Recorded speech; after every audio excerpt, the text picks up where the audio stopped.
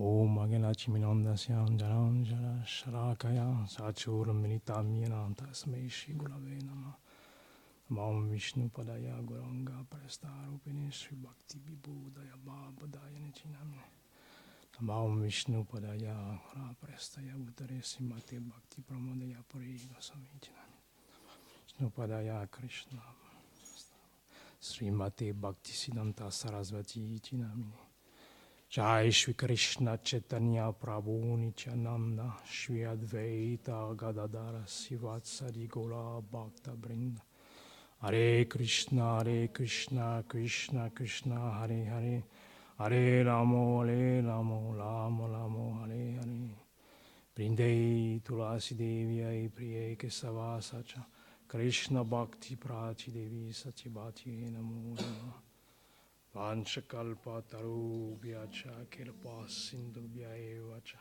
Patitanam Pavanebhyo Vishnabhyo Namo Namo. Srila Bhakti Pramod Puri Maharaj explique, donne une des raisons de l'apparition de Jagannath Baladev et Subhadra. Et il explique que c'est pas une histoire qui est forcément mentionnée dans les shastras.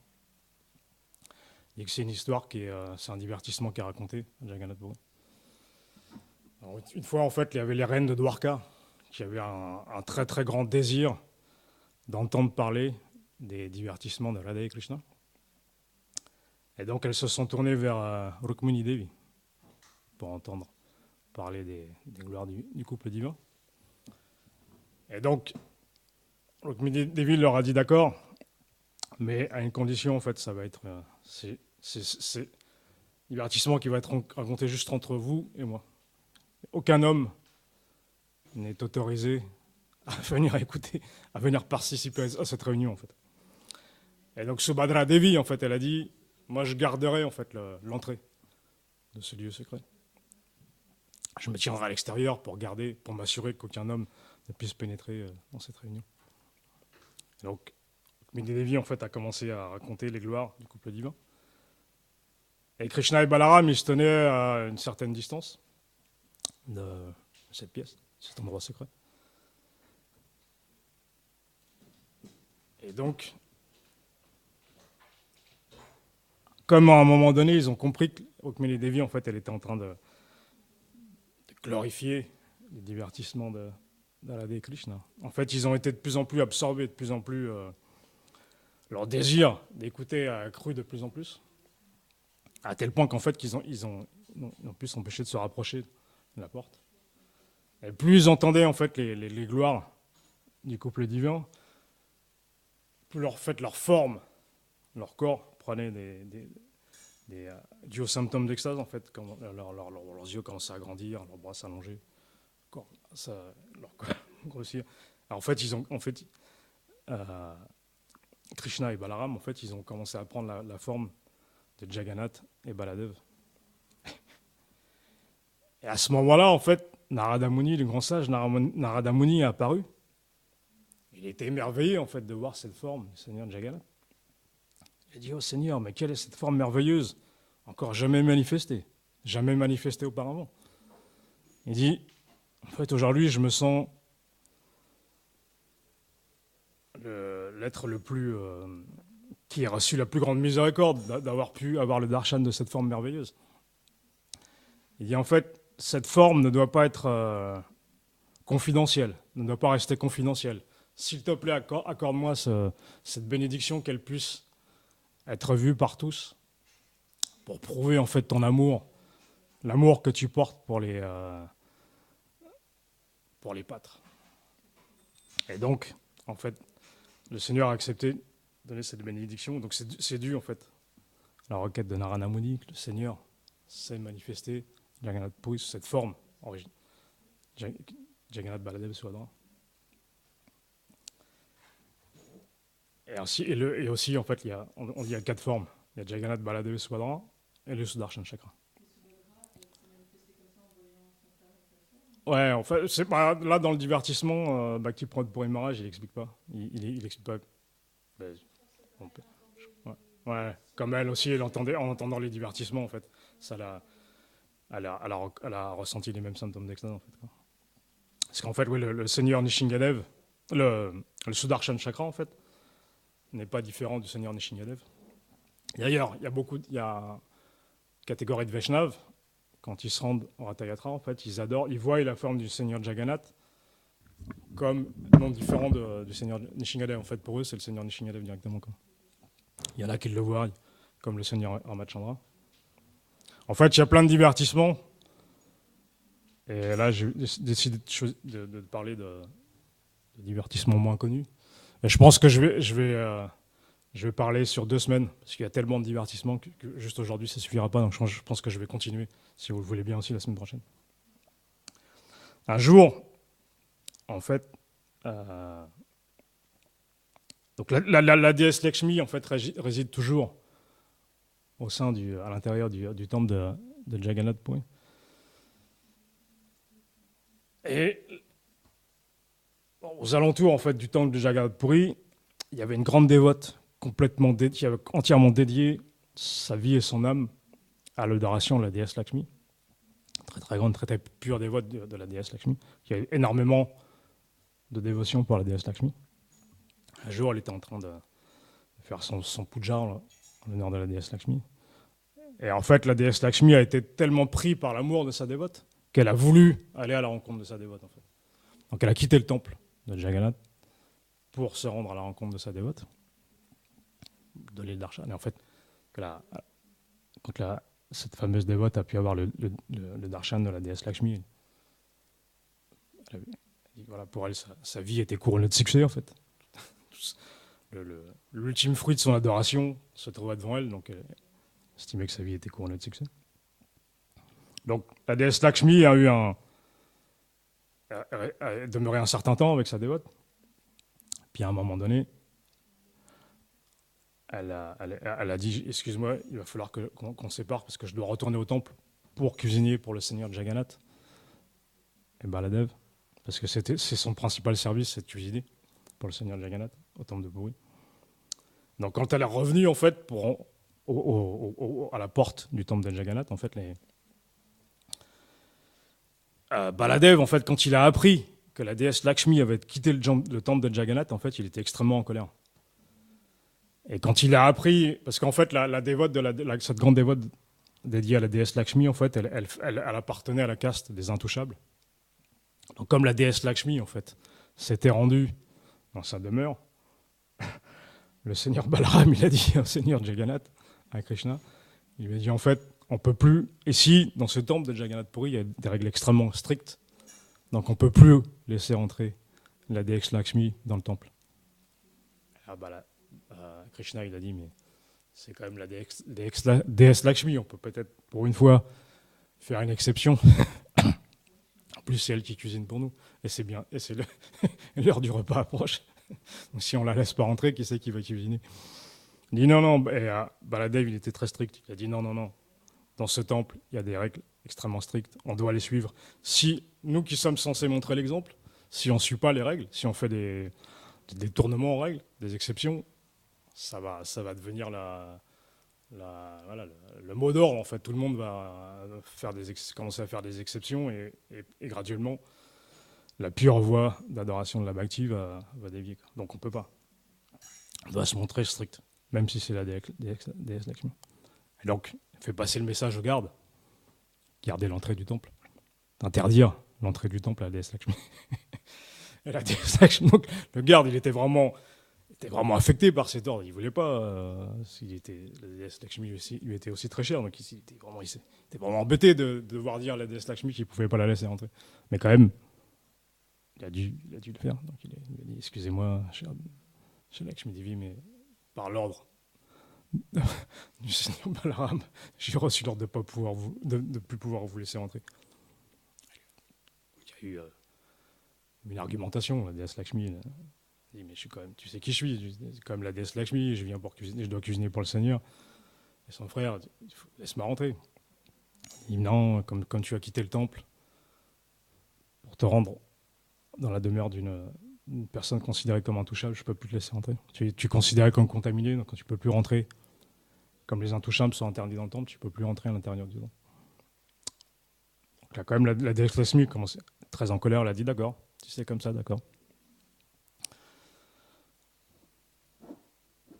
Donc elle est partie en fait. Donc elle est à partir de ce jour, en fait, Krishna et Balaram, tant que je ne serais pas revenu, j'aurais pas pu rentrer dans le temple. Krishna et Balaram, en fait, ils pourront plus manger. Ils n'ont plus rien à manger. Et donc en fait, elle est partie. Et donc Krishna et Balaram, en fait, ils attendaient. L'heure du repas arrivait, ils attendaient. Bon, puis ils vont voir en fait. Et tout d'un coup, Krishna il dit à Balaram, mais souviens-toi en fait, comme tu as interdit à la déesse Lakshmi de revenir dans le temple, et comme c'est elle qui est censée cuisiner pour nous, personne n'a cuisiné notre repas. Balaram dit c'est pas grave, on va demander aux pandas. Les pandas, c'est les prêtres en fait, du temple de Jagannath. Très très bons cuisiniers, c'est les serviteurs de la déesse Lakshmi, eux-mêmes les très bons cuisiniers, ils vont cuisiner pour nous. En fait, quand ils rentrent dans la cuisine, ils ne trouvent plus personne. En fait. Les cuisiniers, ils n'étaient plus là, ils avaient disparu. Et Balaram, en fait, il dit c'est pas grave. En fait, moi-même, je suis un excellent cuisinier, donc je vais cuisiner. Et en fait, quand il regarde dans la cuisine, en fait, il n'y a plus rien. Donc, il dit bon, c'est pas grave, on va aller dans le marché. Il y a un grand marché, pour ceux qui sont allés à Puri, en fait, là, devant le temple. Déjà à l'époque, il y avait des shops qui étaient là, des magasins. On va aller dans les rues. De toute façon, ici, tout le monde nous aime, donc les gens, ils vont nous donner des victoires, ils vont nous donner plein de choses pour qu'on puisse cuisiner, c'est pas un problème. En fait, quand ils se rendent dans la rue, alors grand étonnement, en fait, ils voient que les rues sont vides, il n'y a plus personne. Il n'y a plus rien. Il n'y a plus rien nulle part. Hein, ils continuent à avancer. Et au bout d'un moment, en fait, ils se rendent. Ils aperçoivent une demeure. Ils frappent à la porte. Ils ont entendu qu'en fait, cette demeure, c'était la demeure d'une riche propriétaire terrienne. Beaucoup d'opulence. Ils se sont dit, on va s'adresser à elle. Elle doit certainement savoir qui on est. Et elle était réputée pour être une excellente cuisinière en plus. Voilà. Vous ne pouvez pas mieux tomber. On va s'adresser à elle. Elle va certainement nous reconnaître et cuisiner pour nous. Elle va se faire un grand plaisir de cuisiner pour nous. Donc il frappe à la porte. Servante, cette grande cuisinière, cette grande dévote arrive. Elle dit, est-ce qu'on pourrait voir ta maîtresse? On connaît sa réputation d'être une très grande cuisinière. On désirait qu'elle cuisine pour nous, parce qu'on a très faim. Et là, la servante répond, je ne peux pas en fait répondre à votre requête, parce qu'en fait, ma maîtresse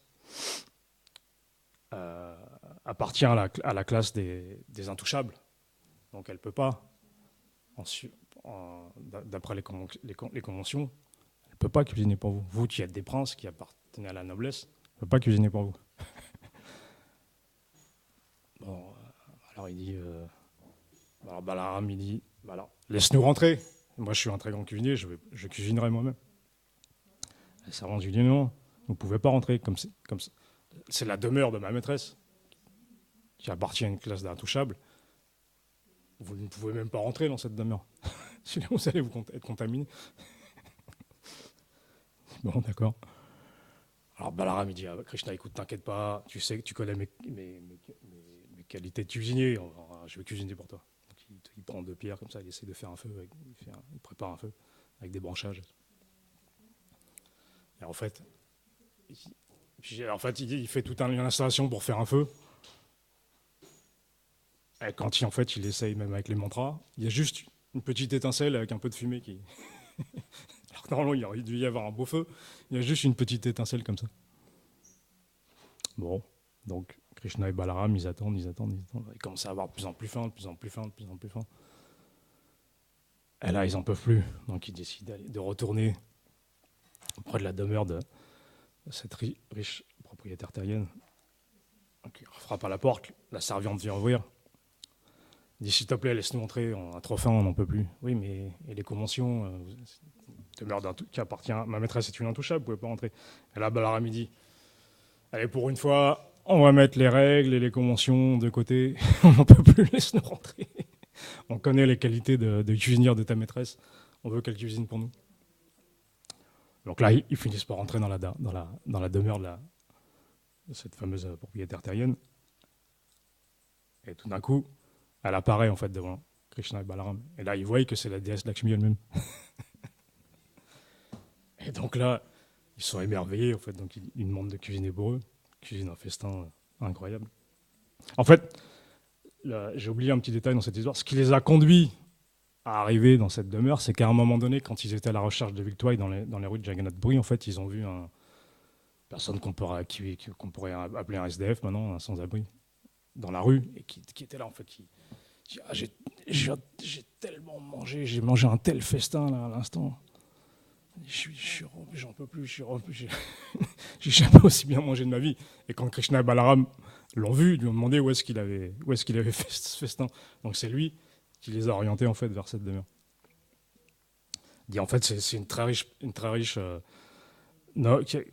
femme très riche qui appartient à la noblesse et en fait qui nourrit tous ceux qui se rendent, tous les gens les plus démunis qui se rendent auprès d'elle. Donc là, c'est comme ça. En fait c'est cet incident qui a fait qu'ils ont pu se rendre auprès de la déesse Lakshmi. Et donc, en fait, le point de cette histoire, c'est que la miséricorde du Seigneur, en fait, elle est au-delà des conventions, des étiquettes sociales, des étiquettes de caste. Et que, en fait, et spécialement, en fait, après cette histoire, en fait, la déesse Lakshmi, elle a pu obtenir qu'en fait, toutes les offrandes qui sortiraient du temple de Jagannath Puri, en fait, pourraient être distribuées librement à tous ceux qui ne peuvent pas rentrer dans le temple, en fait. Tous ceux qui sont considérés de basse naissance, comme intouchables, comme aujourd'hui, même qui proviennent des pays occidentaux, en fait. Enfin, tous ceux qui sont interdits à l'intérieur du temple pourront avoir la miséricorde du Seigneur Jagannath à travers les Prashadam, en fait. En fait, c'est expliqué que rien qu'en ayant le darshan du drapeau qui se trouve sur ce darshan chakra, en fait, ce drapeau il est considéré comme pas différent de la miséricorde du Seigneur Jagannath lui-même. Donc tous ceux qui peuvent l'apercevoir, c'est comme si en fait ils avaient le darshan du Seigneur Jagannath en personne. Et en fait, ce drapeau, c'est expliqué qu'il flotte à l'opposé du sens du vent. Il flotte à l'opposé du sens du vent. Et même il y a de nombreux scientifiques qui sont venus du monde entier pour essayer de comprendre ce phénomène, ils n'ont jamais pu l'expliquer. Et il n'y a jamais aucun oiseau ni avion qui survole le temple de Jagannath. Il passe au-dessus du temple de Jagannath. C'est jamais arrivé. Et même les oiseaux, ils passent pas au-dessus du temple. C'est. Ouais, c'est. Ah bon, c'est bon. Bon, moins pour les avions en tout cas. Ouais. En fait, il y a une loi qui interdit aux avions de survoler le temple de Jagannath. En fait. Alors, en fait, la miséricorde du Seigneur Jagannath, elle est telle en fait, elle est tellement sans limite que parfois, il peut en faire la démonstration à des gens qui peuvent être même complètement opposés à sa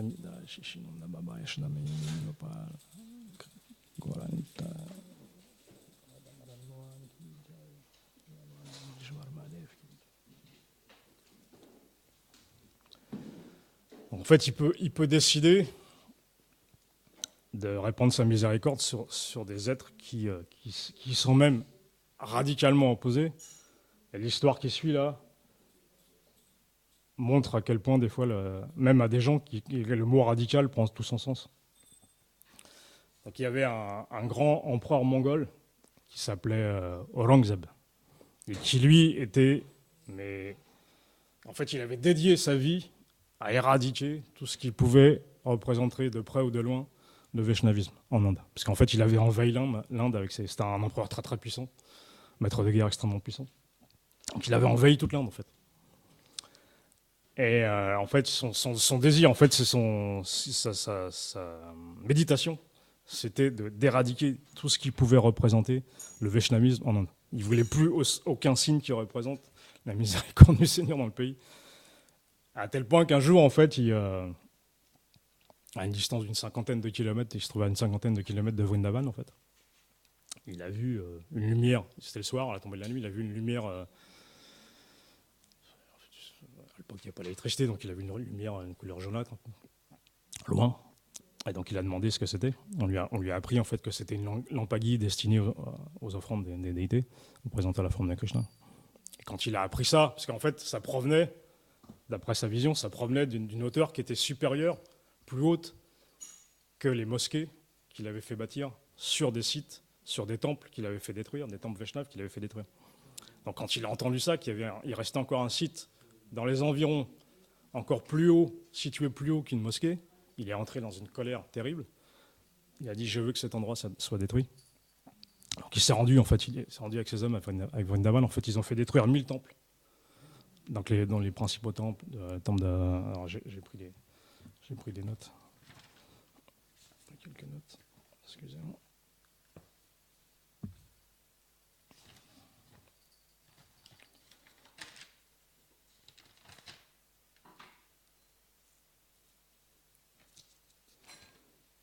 Donc le temple de Madan Mohan, Radha Gopinath, Radha Damodar, en fait, les dévots de l'époque, ils ont dû prendre les mortiers et les faire cacher dans des endroits en Rajasthan, des endroits pour que l'adoration des mortiers puisse continuer, quoi. Donc c'était vraiment quelqu'un d'extrêmement démoniaque. En fait, il a fait à Mathura, il a fait détruire le temple de Keshava, le temple de Keshava, pour y faire construire une mosquée. Il a fait changer le nom de Mathura pour Islamabad.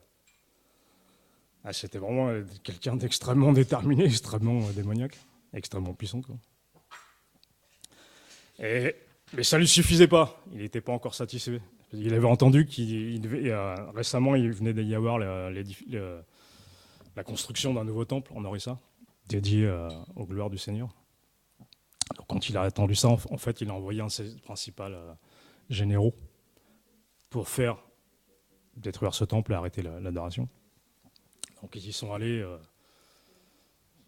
Il y avait une véritable armée. Il a envoyé plusieurs milliers d'hommes, une dizaine de milliers d'hommes. Enfin, vraiment, c'était une véritable armée. Et arrivé à mi-chemin, en fait, ils se sont arrêtés pour se reposer pendant la nuit. Et il y a eu un orage énorme avec un éclair tellement puissant qu'en fait, il a tué la moitié des éléphants, la moitié des chevaux, une partie des hommes. Et là, en fait, le général, il a pris ça comme un signe. Il a pu comprendre, réaliser que c'était certainement la miséricorde du Seigneur Jagannath et qu'il ne fallait pas se rendre là-bas. Donc il a dit à l'empereur Aurangzeb, il dit non, on va revenir sur nos pas. C'est un mauvais présage, il ne faut pas y aller. Mais quand même, quelques temps après, Aurangzeb, il était toujours déterminé. Il ne pouvait pas supporter en fait, qu'il y ait encore un lieu dédié à l'adoration du Seigneur en Inde.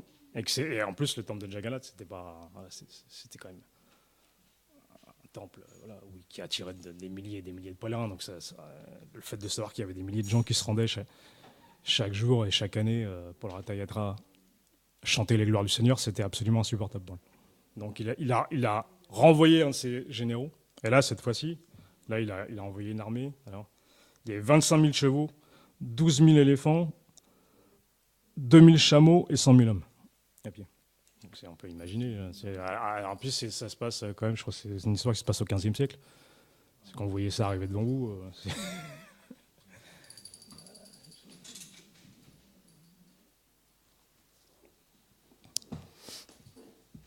Et donc, en fait, toute cette armée, en fait, ils ont réussi à arriver en Orissa, Jagannath Puri, et ils ont fait fermer la porte ouest et la porte sud du temple, parce qu'il y a plusieurs entrées dans le temple, tout autour du temple. Donc ils ont fait fermer la porte ouest qui correspond. Alors, je l'ai noté, je crois que c'est la ouest et la porte est, l'entrée est et l'entrée ouest.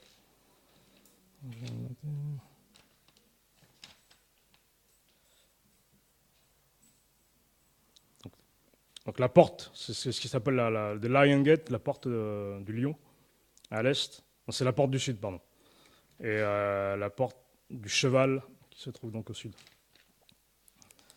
Et donc, en fait, ils ont fait arrêter en fait, l'adoration de Jagannath Baladeva Subhadra. Et en fait, il y avait un Maharaj, il y avait un roi à l'époque, d'Orissa, à cette époque-là. Et donc lui, il a essayé, c'est pas qu'il a laissé faire, c'est pas qu'il les a accueillis, parce que c'était un guerrier, un kshatriya aussi. C'est pas qu'il a laissé l'armée d'Aurangzeb venir, ils n'avaient pas accueilli à bras ouverts avec une guirlande de fleurs. Hein. Il a essayé de s'opposer, de les arrêter. Mais comme ils étaient trop puissants, trop nombreux, il n'a pas pu. Donc en fait, ce qu'il a décidé de faire, c'est qu'il a fait fabriquer des fausses morties de Jagannath Baladev et Subhadra du Sudarshan Chakra, en lui disant exactement pareil, la même taille, exactement pareil. Et en fait, il a dit au général, voilà, c'est les mortiers authentiques, c'est celles qu'on adore. Tiens, prends-les, comme tu nous as défaits, tu nous as vaincus. Voilà, on va pas résister plus. Prends-les, amène-les auprès de l'empereur en Aurangzeb pour lui prouver que voilà, tu as accompli ton devoir, ta tâche.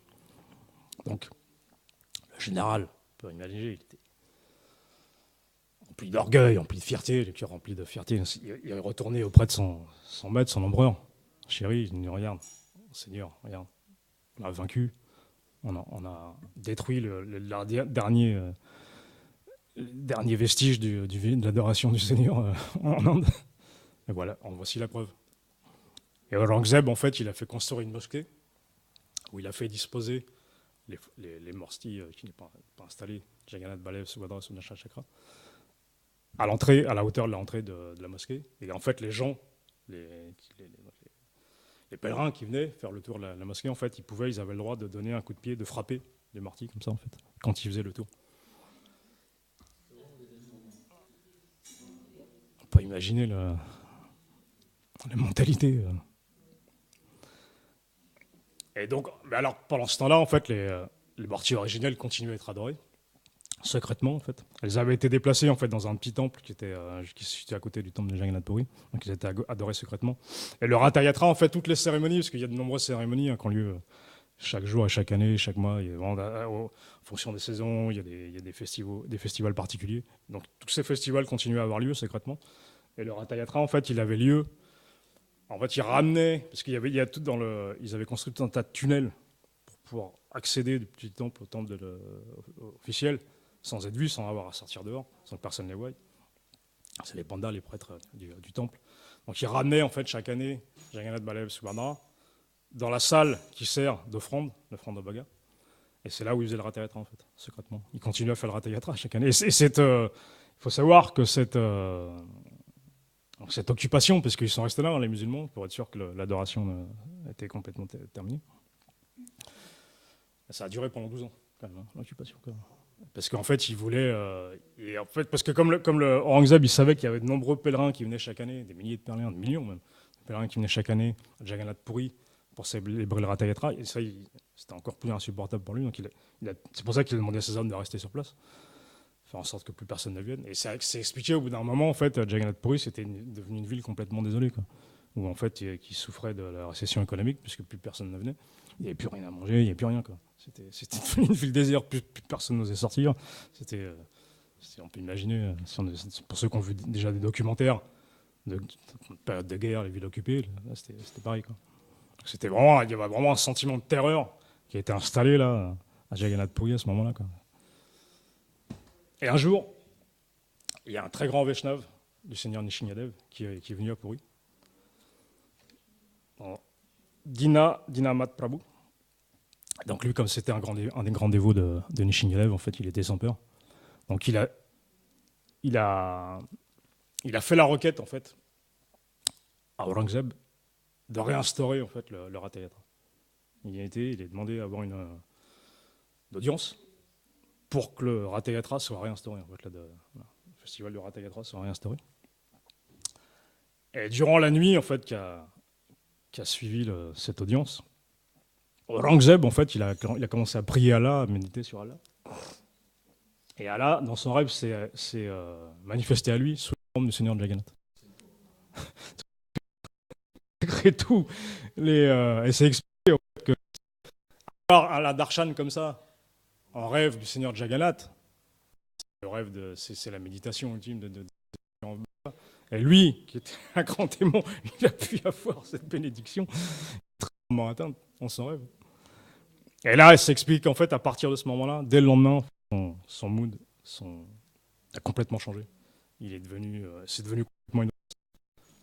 L'humilité s'est manifestée en lui, en fait, le profond remords, profond regret de tout ce qu'il avait fait. Il a dit, en fait, il a commencé à vraiment se repentir. Il a passé ses jours, il a vécu jusqu'à l'âge de 88 ans, passé ses jours à se repentir pour tout ce qu'il avait fait. vraiment dans un mood d'humilité. Et il a fait donation de terre, en fait, aux alentours du temple de Jagannath pour faciliter, en fait, le, le festival du Ratha Yatra. Et c'est des terres qui existent encore, qui sont toujours là, qui sont toujours utilisées de nos jours. Et il faut savoir que la communauté musulmane qui se trouve à Orissa, alentour du temple de Jagannath Puri, dans un village à côté, ce sont eux qui fournissent le bois pour faire partie de Jagannath Baladev. En fait, c'est eux qui construisent. Ils sont impliqués en fait, dans leur Ratha Yatra, dans l'installation, dans l'adoration du Seigneur, de cette manière-là. En fait, avec la miséricorde sans limite en fait du Seigneur Jagannath, même à l'égard de gens comme ça qui peuvent montrer une telle hostilité à l'écart des Bhaktas du Seigneur. Une autre histoire, elle a plus qui concerne un grand Vaishnav, quelqu'un beaucoup plus favorable à l'amour de son Seigneur adorable, qui s'appelait Dasya Bori. Et Dasya Bori, c'était depuis plus jeune âge, en fait, il manifestait des grands symptômes de grande dévotion à l'égard du Seigneur suprême, pris naissance en Orissa. Et en fait, lui et sa femme, en fait, ils avaient la complexion de leur corps était très sombre, en fait. Donc, ça les faisait ressembler à en fait, ils appartenaient à la cage des intouchables. Et ça les faisait aussi ressembler à des musulmans. Leur peau, à cette époque-là, une couleur de peau comme ça, très sombre. Donc, ils étaient soit considérés comme des intouchables, soit appartenant à la caste musulmane. Donc, ce qui faisait qu'en fait, le temple de Jagannath Puri était interdite, quoi.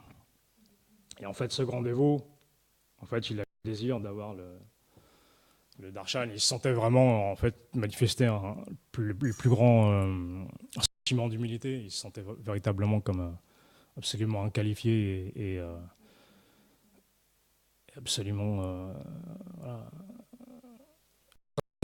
et absolument indigne de recevoir la miséricorde de son Seigneur adorable. Et en fait, qu'il avait un tel désir d'avoir le darshan du Seigneur que sa femme en fait a commencé à cuisiner une préparation.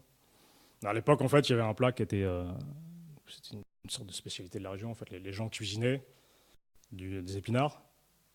Donc ils prenaient un pot en fait. C'est parce qu'en fait Dasya Bori en fait son activité principale il construisait des pots de terre en fait qui permettaient. Donc, sa femme l'a pris un de ses pots qui venait de fabriquer. Elle a cuisiné en fait sur le feu. Donc c'était un plat en fait qui consistait, on mettait des épinards au milieu, on les avec du riz autour. Et en fait, une fois que le fond elle était prête, elle a amené le pot comme ça, Dasya Bori. Et quand Dasya Bori en fait, il a aperçu le contenu du pot, et il a vu tout d'un coup l'œil du Seigneur Jagannath. Il l'a vu dans le Seigneur Jagannath. Et là, il était pris d'une extase profonde, quoi.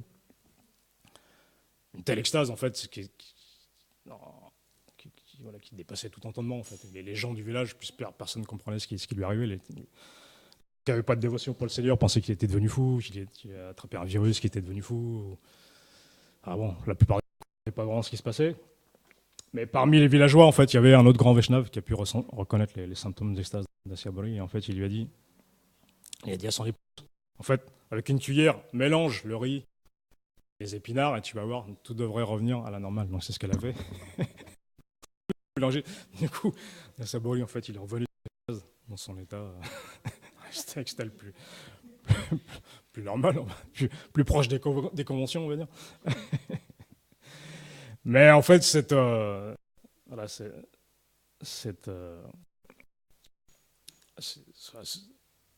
bénédiction qu'il avait reçue en fait du Seigneur, en fait, ça l'a plongé dans une profonde extase.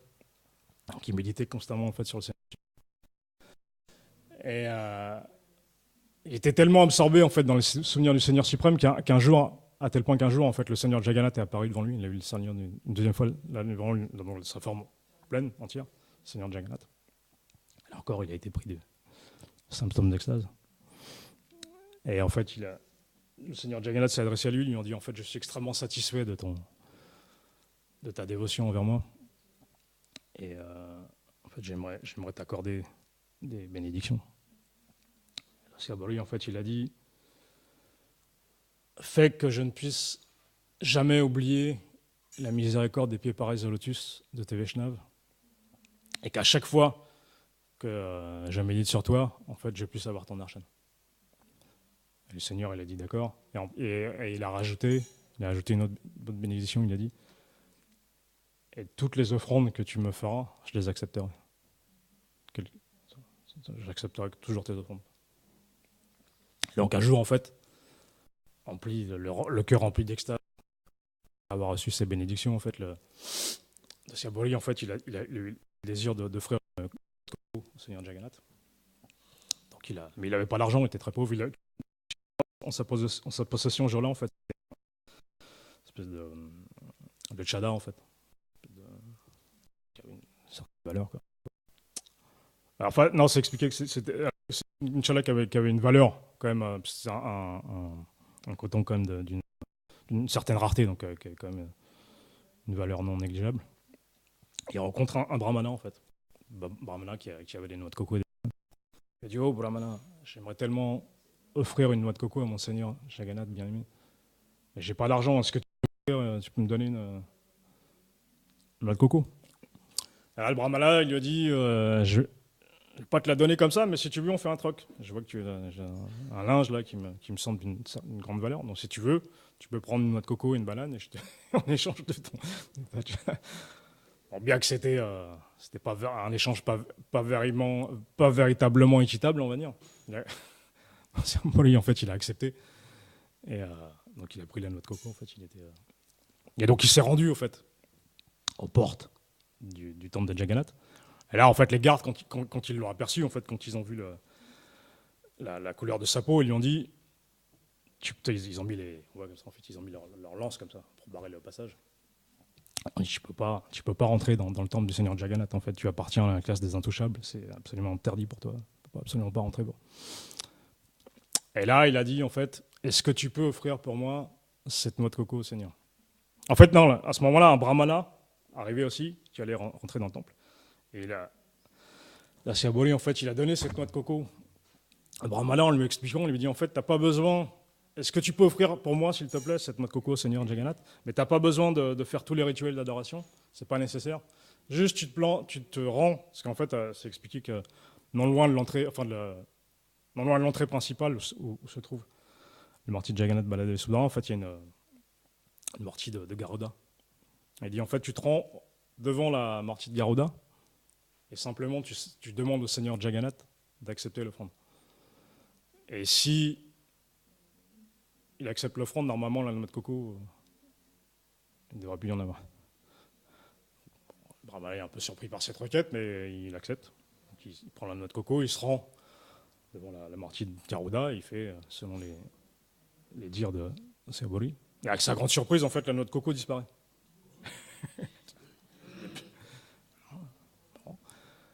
Et là, en fait, le brahmana demande, en fait, au prêtre de se rendre auprès de la mortie de Jagannath, de voir ce qui s'est passé, ce qui se passe à l'intérieur. Et là, en fait, à leur grande surprise, ils voient que le Seigneur Jagannath, en fait, il a des morceaux de noix de coco partout sur le visage, et qu'il y a des morceaux de noix partout, par terre, quoi. Là, ils sont vraiment. Là, le brahmana, il réalise qu'en fait, ça doit être très, extrêmement cher au Seigneur suprême pour qu'il accepte comme ça son offrande, sans même réciter les prières de conséquence.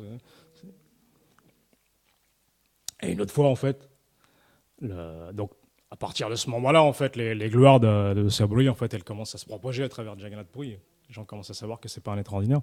Donc une autre fois, en fait, il se rend, pareil, il ressent encore le profond désir de faire une offrande, le nourriture au Seigneur suprême.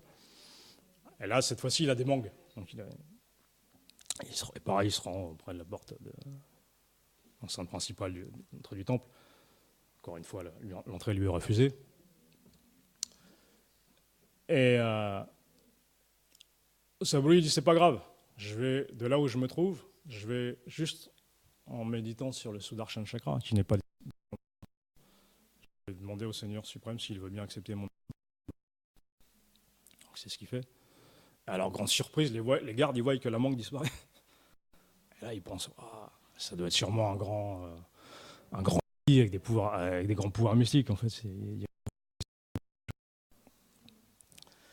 Et là, Sabori dit rendez-vous à l'intérieur de l'enceinte du temple et allez voir voilà, allez voir ce qui s'est passé.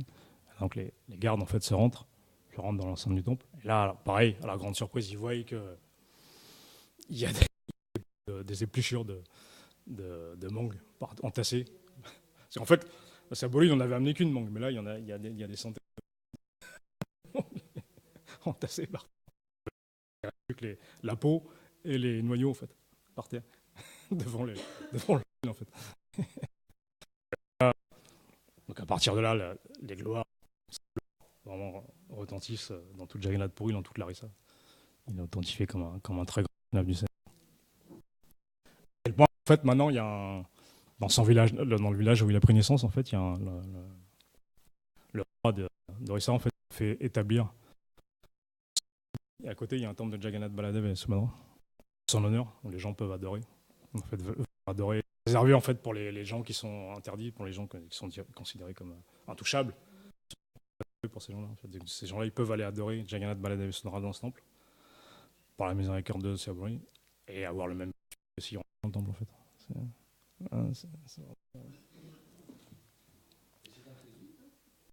C'est précisé à la fin.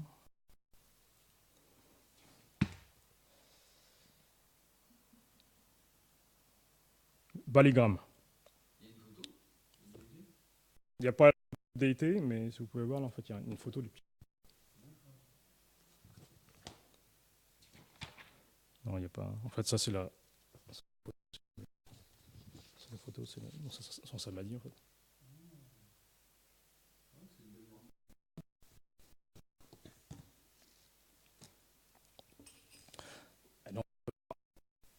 Même de nos jours, en fait, quand Bhaktivedanta Swami Prabhupada, en 1967, il s'est rendu auprès des autorités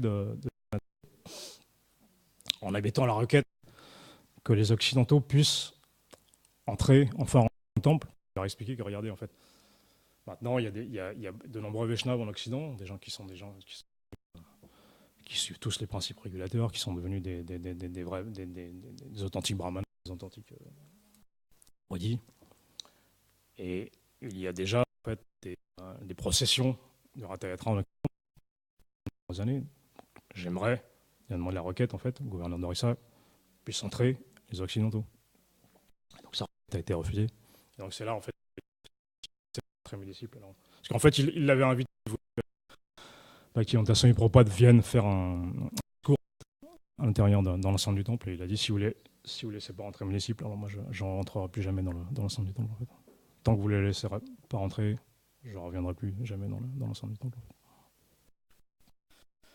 Mais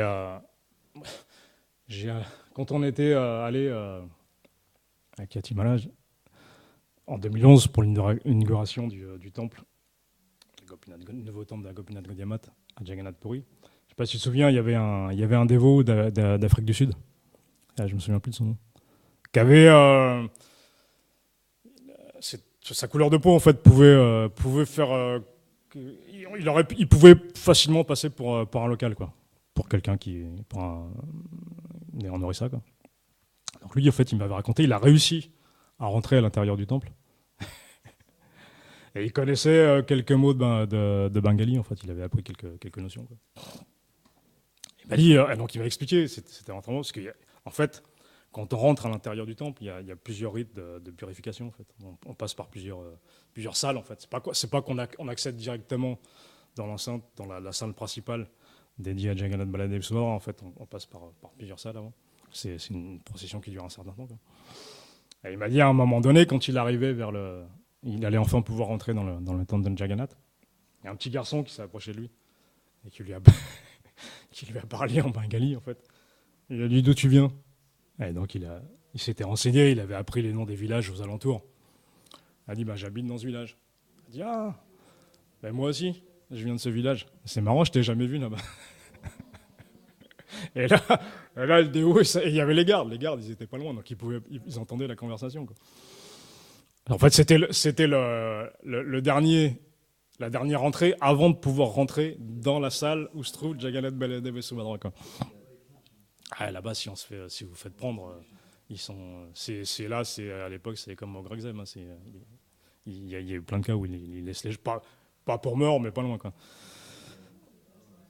Donc là, on peut imaginer dans quel état d'anxiété Stéphane pouvait se trouver.